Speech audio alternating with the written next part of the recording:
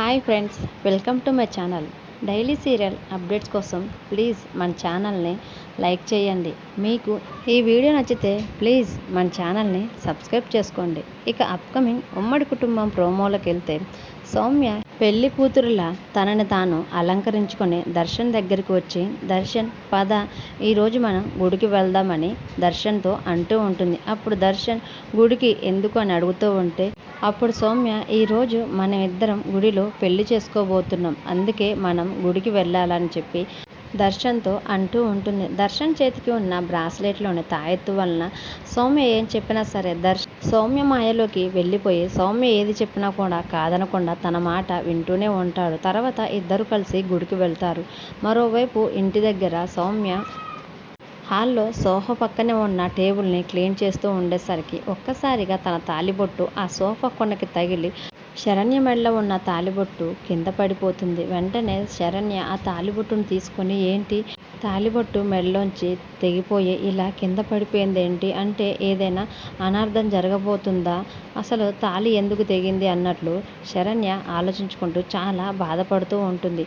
అప్పుడే శరణ్య దగ్గరికి కాంచన, అనన్య ఇద్దరూ కలిసి బాధపడుతున్న శరణ్య దగ్గరికి వచ్చి, అనన్య ఏంటి శరణ్య తాళి తెగిపోయిందా, తాళి తెగిపోయినంత మాత్రానికే నువ్వు ఇంత బాధపడుతుంటే ఇంకా కొద్దిసేపట్లో దర్శన్ సౌమ్యని గుడిలో పెళ్లి చేసుకొని మన ఇంటికి తీసుకొని వస్తాడు, అదంతా చూస్తే ఇంకా నువ్వేమైపోతావో అని అనన్య శరణ్యతో అంటూ ఉంటుంది.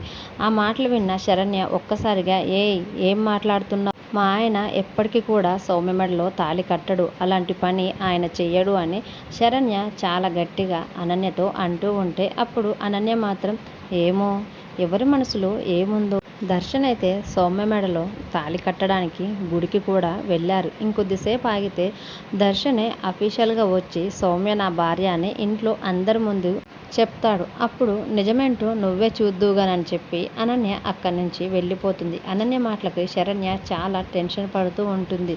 నిజంగానే ఆయన సౌమ్యని పెళ్లి చేసుకోబోతున్నాడా, అసలు వీళ్ళిద్దరూ ఇప్పుడు ఏ గుడిలో ఉన్నారు, నేను ఏ గుడికని వెళ్ళి ఆయనని వెతకాలి, జరగబోయే పెళ్ళిని ఎలా ఆపాలి అని శరణ్య చాలా టెన్షన్ పడుతూ ఉంటే, మరోవైపు గుడికి వెళ్ళిన దర్శన్ సౌమ్య ఇద్దరు కూడా పెళ్లి కొడుకు పెళ్లి కూతురుగా పెళ్లిపేటలపై కూర్చొని ఉంటే, దర్శన్కి మాత్రం ఫేస్ కనిపించకుండా పూలమాలలతో తన ఫేస్ని కవర్ చేస్తారు. ఇంకా చాలా సంతోషంగా సౌమ్య పెళ్లిపేటల మీద కూర్చుంటే, పంతులు గారు అప్పుడే దర్శన్కి తాళిబొట్టు ఇచ్చి పెళ్లి కూతురు మెడలో కట్టమని చెప్పేసరికి దర్శన్ సౌమ్య మాయలో ఉండి సౌమ్య మెడలో తాళి కట్టడానికి తాళిని పట్టుకొని చూస్తూ ఉండగా సౌమ్య చాలా సంతోషపడుతూ ఉంటుంది. మరి ఈలోపు ఆనంద భైరవి గారు శరణ్య ఎలా దర్శన్ సౌమ్య వాళ్ళు ఏ గుడిలో ఉన్నారని తెలుసుకొని జరగబోయే సౌమ్య దర్శన్ పెళ్లిని ఆపి సౌమ్య మాయ నుంచి దర్శన్ని ఎలా కాపాడుకుంటారు అనేది అప్కమింగ్ ప్రోమోలో చూద్దాం. Thanks for watching.